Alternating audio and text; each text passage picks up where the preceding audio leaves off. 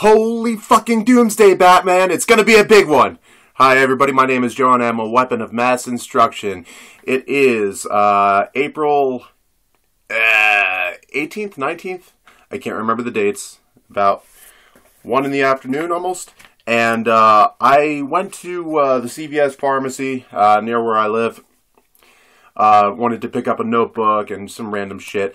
And I headed over to the magazine section and lo and behold, I found the May 2012 edition of Discover Magazine. So I don't know if you guys can see it. May 2012. There we go. And look at what we have up here. Our solar system's lost planet. So, let's head on over here. The solar system's lost planet. 4.5 billion years ago, the place we now call the solar system was a vast cloud of gas and dust enshrouding a newborn star. Gradually, those dust grains cohered and formed pebbles, which then collided and coalesced into boulders, blah, blah, blah, blah. Basically, everybody knows the story about how the galaxy formed, how our solar system formed. Now, everybody's already had these theories on how this possibility of Planet X or Nibiru formed, how the Sumerians had their own belief system on Marduk and Nibiru and Tiamat and Phaeton, whatever. All those planets in our solar system, Nibiru being the one that they couldn't find, and of course they're saying that Phaeton, the fifth planet, didn't exist. It was always the asteroid belt. Well, here is some new evidence, and I'm so freaking surprised on this, so excited and exhilarated, because this is like, to me, my most, the exciting possibility of a conspiracy theory or a cover-up going on would be the possibility of Nibiru. And, you know, I was on the fence for a while, but basically, you know, what this one astronomer was doing was he was running simulations on how our solar system formed. And every time he ran the simulation, basically what came up is somehow or another, one of the gas giants got flung out of the solar system because of Jupiter's massive gravity well. And so no matter how he ran it, all the variables he put in, either Saturn, Neptune, or Uranus, got flung out of the solar system. So he figured out, hey, let's add another gas giant to the mix. And so basically, here's a quick diagram of what it's showing. And of course, this is only two-dimensional. I'm sorry, it's not terribly visible. But there's a dark blue line there that shows the hypothetical orbit of this fifth gas giant sitting just outside of Saturn. Okay? And then, okay, this is 4.5 billion years ago. And then 3.9 billion years ago, his hypothesis is the gravity of Saturn and Jupiter pulled it out of orbit, along with the sun, of course. Pulled it out of orbit closer in towards Jupiter. So you see that? It's kind of coming down towards the center of there. And then right after that, pretty much on that next orbit, Jupiter basically got close and slung this other gas giant out of the solar system. So this is our last diagram. And again, my apologies, it's hard to look at it, it's hard to see, but there we go. Okay, you see that? There's that highly elliptical orbit going.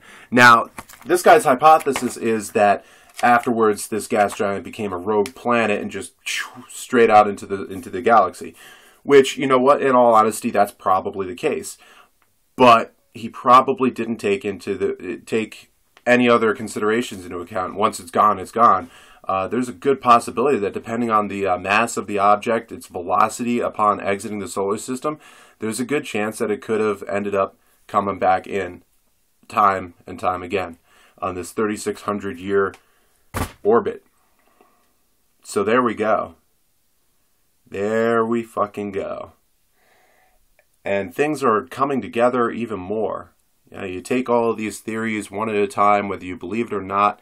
You've got HARP, the possibility of mind control, of controlling the weather for a weapon of mass destruction. You know, controlling earthquakes, natural disasters, making pictures and illusions in the sky. That's what HARP is all about, right? And of course, they deny it. It couldn't possibly be used for that. But why is it there if not to research stuff like that? So you've got HARP. You've got, everybody's talking about the Illuminati, the secret elite government of the world. You know, I've heard people talking about a false flag alien invasion coming up in the summertime, or the possibility of a double freaking terrorist attack combined with an earthquake, you know. All that stuff. You take it one at a time, and yeah, it kind of makes sense, but there's still ways to disprove it. So, what if planet Nibiru actually exists? This rogue planet actually developed a highly elliptical orbit. It's coming back in every 3,600 years, and we've already got people looking at the stars and looking for stuff like that. So it's coming in. The government knows about it. They're not telling anybody about it, and they're telling all these astronomers that have the powerful telescopes to shut the fuck up about it, because it's a matter of national security, and of course they're law-abiding citizens, so they're going to go along with that, right? So we've got this planet coming in. So it should hypothetically become visible coming next month, or possibly the month after, visible to the naked eye. This planet, or other star, or whatever it is. So hypothetically, that happens. So now people can see it. So the government says, oh, okay, well, that's a surprise, but no worries, it's not going to be that close to us. And then, terrorist attack, Olympic Games. They freaking blow up a nuke in London. That's what I've been hearing all about. This, that, and the other thing. And it comes back to that. They blow up a nuke in London at the same time as they trigger a really massive earthquake across the United States. And you're already seeing lots of crazy earthquakes happen. Baja California, Mexico, freaking South America, up to Oregon, up to Alaska, Antarctica, everywhere there's fucking earthquakes. So it wouldn't be that out of the ordinary, whether it was triggered by HARP, or whether they have some sort of way to deduce the pattern, which it's been talked about enough to where, yeah, the earthquakes are originating in Sumatra and Indonesia, and it's radiating outward as the vibrations affect the Earth, and everybody can see that it's affecting the axis and all that. So, planet comes in, government says nothing to worry about. Terrorist attack, plus an earthquake. That's a double whammy right there. Now you've got London and the United States both in a state of an emergency. Bam. NDAA, all the HR freaking bills that got passed, and I got to write them all down to show them to you. I saw them on a couple of videos, but, martial law is declared in two of the, top Western powers, okay? Or just state of an emergency. Doesn't have to be martial law yet. So now we've got mass evacuations out of affected areas to where? FEMA camps, right? Going to the FEMA camps. People are scared. People don't know what's going to happen next. People want safety and security. And the government is giving it to them. Right? Alright. So then HARP comes in again. And then you get the false flag alien invasion. Or who the fuck knows? Maybe there really are fucking aliens on this crazy fucking planet. One or the other. I'll tell you what, if I see an alien, I'm going to shoot at it if it's got a weapon and it's pointing at me. If it's unarmed, then follow the rules of engagement. Don't shoot at an unarmed target. Okay, so possible false flag alien invasion, and now we go from state of emergency to martial law because they need to control the situation and make sure their citizens are safe. And there we go from there.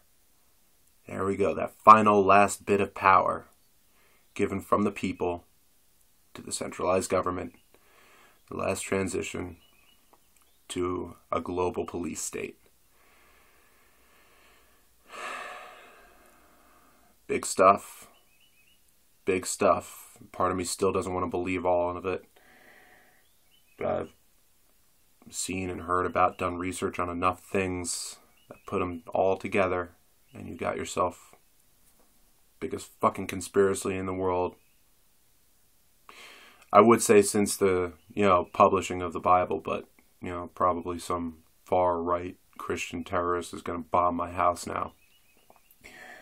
And of course, I'm not anti-Christian, I'm not anti-Muslim, I'm not anti-anything. Everybody's got their own belief systems, and you're all free to believe in what you want. As for me, I personally believe, where the fuck did my water go? Oh, there it is. I personally believe that there is a supreme being out there. I think it's called pandeism, or basically the supreme being or universal spirit. When the Big Bang happened, that scientists still can't figure out why it happened or how it happened exactly. How we went from all the mass and energy of the freaking known universe all bundled into the size of one single atom to poof.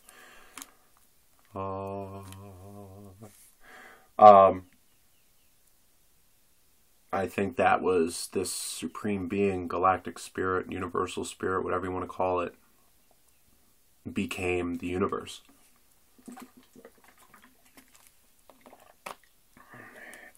And with that being said, not just some bearded dude up in the sky. It's I think it literally is the universe. Which is why I keep saying be a good person. That's my personal belief. You be a good person and you're being good to God, Allah, giant flying spaghetti monster, whatever you want to call it.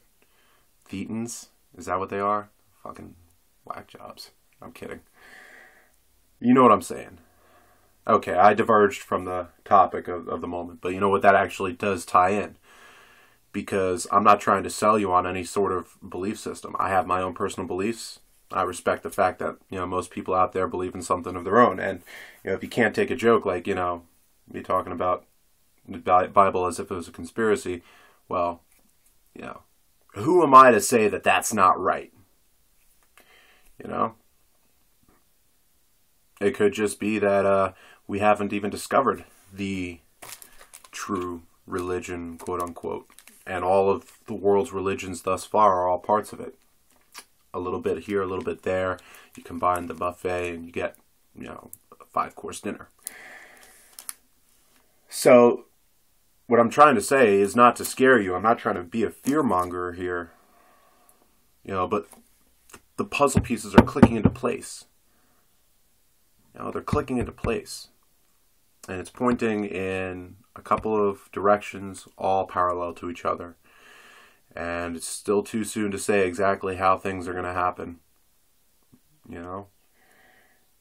And who the fuck knows? I'm still leaving open the possibility that all of these fucking theories are wrong. And, 2013 rolls around and, it's not the end of the world as we know it. Life goes on. I don't know the future. But it all ties into what I've been saying all along. Make today a good day. Be prepared. Be prepared. Don't be afraid to stand up for what's right, just like I talked about last night. But that's pretty much what I wanted to share with y'all. By the way, quick disclaimer. I did not create any of that copyrighted information. I was just displaying it for informational purposes. And by all means, if you want to take a look at it, you can find Discover magazines like everywhere. So, May 2012 issue, I just picked it up on a whim and I found this nifty stuff. There's nifty stuff all over the place if you want to read it. If you know how to read. Alright. That's pretty much what I got for today. I hope everybody enjoyed my little review there. Go ahead and leave me comments in the comment section below. Tell me what you think. Am I fucking nuts? Or am I on the right track? Or do you have your own theory that nobody's ever talked about yet? Go ahead and let me know. I'll tell you what I think. I've been mentioning my Facebook page. I'm going to go back to the library this afternoon. I'm going to start putting some stuff on it. Maybe a little bit to do with that. But I'll see if I can embed some players for these videos. But you guys are already on YouTube, so you can look at my channel page anyway. You can look at my favorites. I'm going to reorganize all my favorites into different playlists. I'm going to organize them as to which video pertains to which conspiracy theory. So that way everybody's going to have a library of everything all in one place. All right. So hit them up. I'll talk to you all soon. Again, my name is Joe. I'm a weapon of mass instruction. Be safe, be ready, be smart.